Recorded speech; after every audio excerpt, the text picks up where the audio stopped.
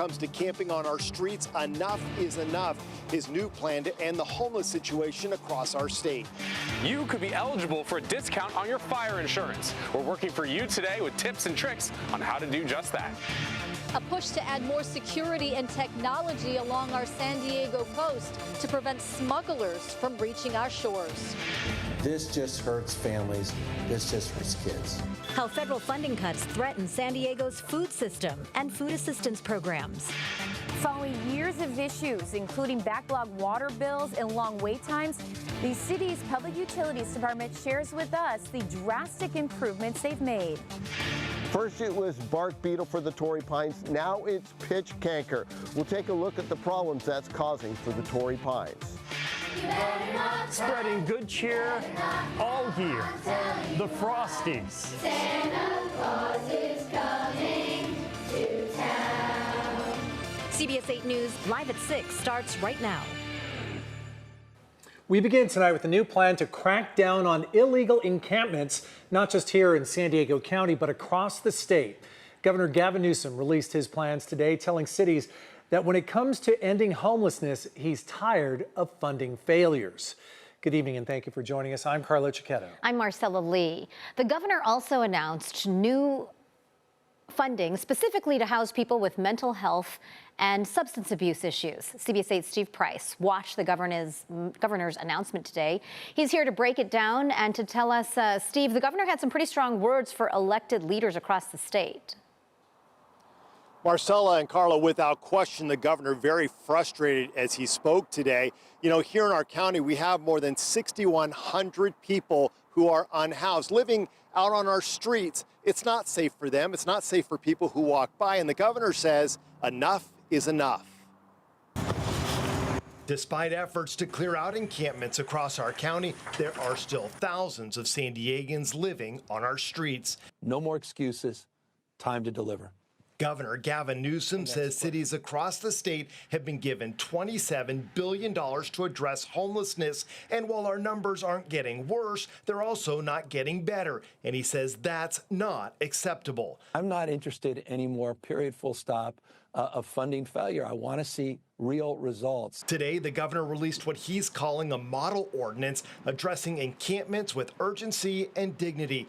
Among the recommendations, make it illegal to construct a semi-permanent structure for the purpose of creating shelter, camp on public property for more than 3 consecutive nights in the same location, and sit, sleep, or lie on a public street that impedes passage. It is not human to step over people in the sidewalks and streets. It's not human to allow people to live 3, 4, 5 years in encampments. It's not human to allow the status quo to continue.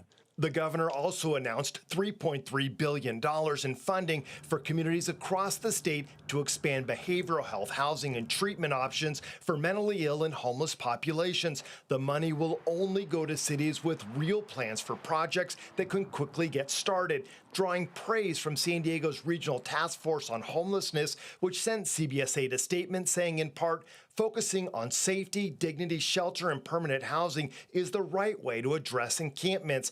RTFH is intentional about making housing a core part of the approach, not simply clearing encampments and moving people along. When services and housing are offered with consistency, compassion, and credibility, people accept them.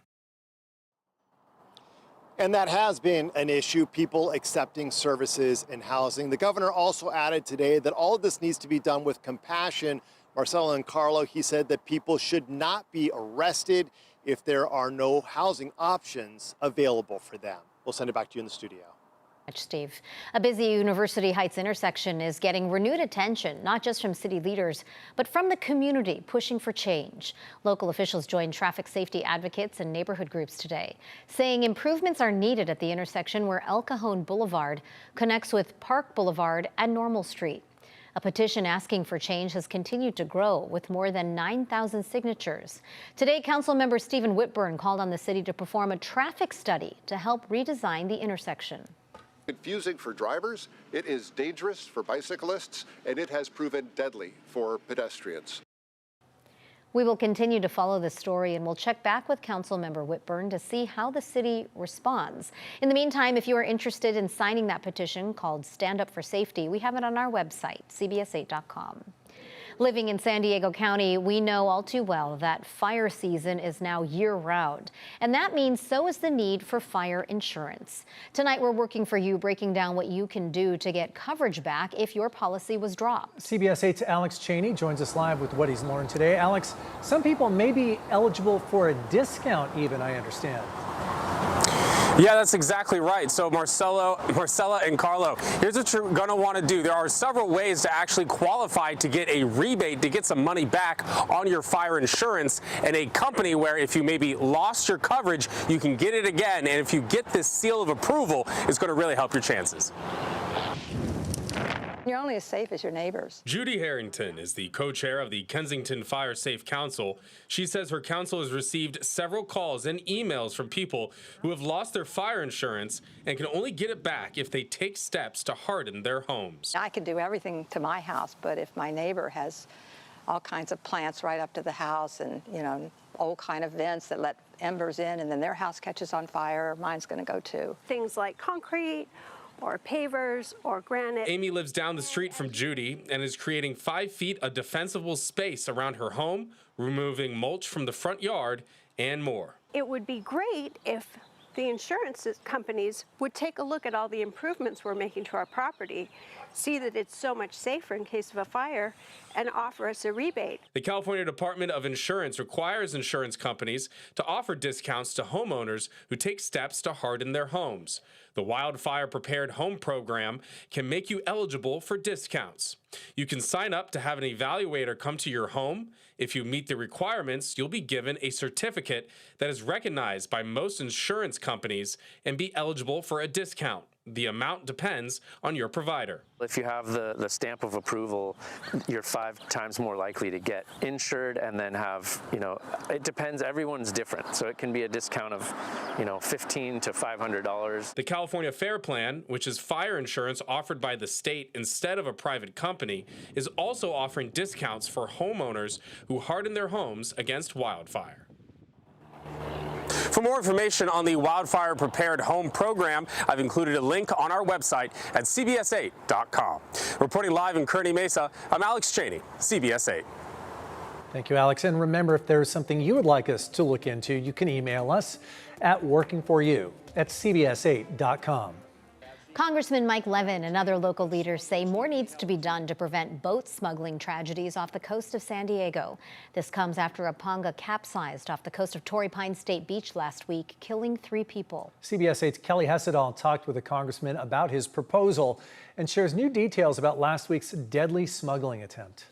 Congressman Mike Levin says we need more security along our San Diego coast. He wants to install new technology that could help detect any suspicious activity happening out in the water. I've requested $60 million in federal funding for autonomous surveillance towers. These towers would be deployed along our maritime borders, and they would use cameras, radar, and infrared technology to identify and help intercept maritime threats. Congressman Mike Levin says this technology is needed to close any gaps in security. He says it would be similar to what's already being used along the southern border by a company called Anduril. And we have to make sure that we have a deterrent and that smugglers know they will get caught if they try, even during difficult weather conditions. He says oftentimes smugglers will try to make it to shore when it's foggy out or during bad weather because they think they have a better chance of making it there undetected.